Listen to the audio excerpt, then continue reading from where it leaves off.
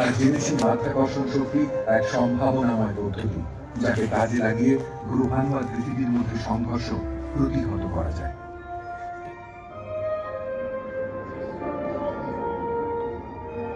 মহাকাশে আমাদের সন্নিহিত অঞ্চলে ঘুরে চলেছে এই সব ঘটনা।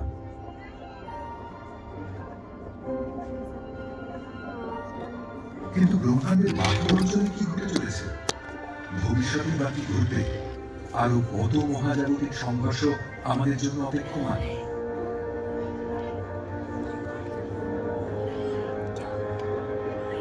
এখন আমরা বেরিয়ে চলেছি ছায়াপথ। এখানেই আমাদের বাসভূমি সৌরমণ্ডল।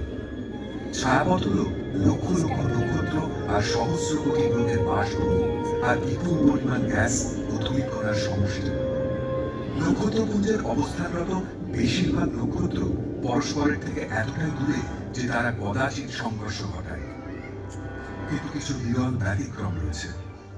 ছায়াপথের প্রান্তদেশে এসে আমাদের গতি একটু কমানো যাক। এই যে নক্ষত্রগুলো আমাদের সামনে ছুটে চলেছে, এগুলো একটি পুঞ্জীভূত নক্ষত্রের অংশ, এতটাই ঘন সন্নিবিষ্ট যে মাঝে মাঝে পরস্পরের মধ্যে সংঘর্ষ ঘটায়। এগুলো এতটাই বিরল ঘটনা যে লক্ষ বছরে একবার ঘটে। এবার আমরা ছায়াপথকে ছাড়িয়ে দ্রুত গতিতে এগিয়ে যাব ভবিষ্যতের দিকে। তাকিয়ে দেখব পিছনে ফেলে আসা আমাদের নক্ষত্রপুঞ্জকে, আর দেখব আমাদের ব্রহ্মাণ্ডকে। ভবিষ্যতের পথ ধরে এখন আমরা লক্ষ লক্ষ বছর পার হয়েছি, আর ফেলে এসেছি পৃথিবীকে 5 লক্ষ আলোক বর্ষ দূরে। এই আমাদের ছায়াপথ নিকটতম অ্যান্ড্রোমিডা নক্ষত্রপুঞ্জের সঙ্গে এক আসন্ন সংঘর্ষে লিপ্ত।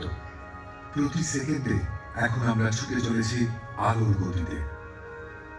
ব্রহ্মাণ্ডের আর সবকিছুর মতোই নক্ষত্রপুঞ্জেরাও সবসময় গতিশীল। পরস্পরের থেকে অনেক দূরে থাকা সত্ত্বেও মাধ্যাকর্ষণের অমোঘ আকর্ষণ তাদেরকে কাছে টেনে আনে। এই দুই নক্ষত্রপুঞ্জ এক ঘূর্ণাবর্তে স্বচ্ছন্দে পাক খেতে থাকবে। কখনো চকিতে পরস্পরকে স্পর্শ করে আবার দূরে সরে যাবে। দুটি নক্ষত্রপুঞ্জের গ্রহ আর নক্ষত্রগুলো পরস্পরের থেকে অনেক দূরে থাকায় তাদের মধ্যে কোনো সংঘর্ষ ঘটবে না। বিজ্ঞানীরা মনে করেন সংঘর্ষ ঘটবে দুটি নক্ষত্রপুঞ্জে বিস্তৃত গ্যাস ও ধূলিকণার মধ্যে।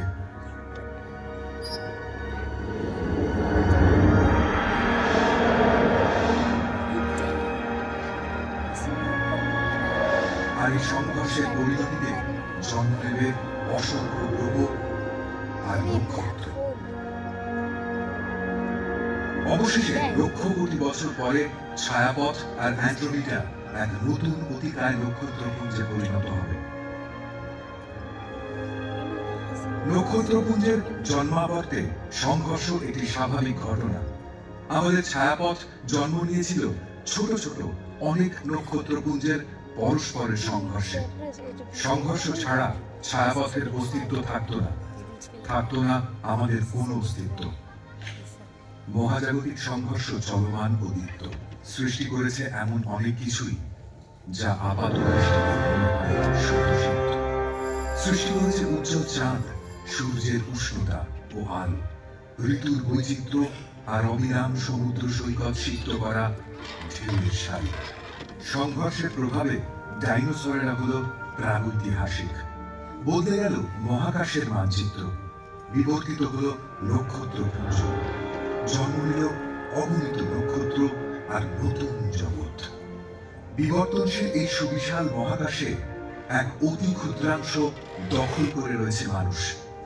এখানে আমরা যেন নিছক এক ক্ষণিকের যাত্রী, কিন্তু আমরা অভিযাত্রী।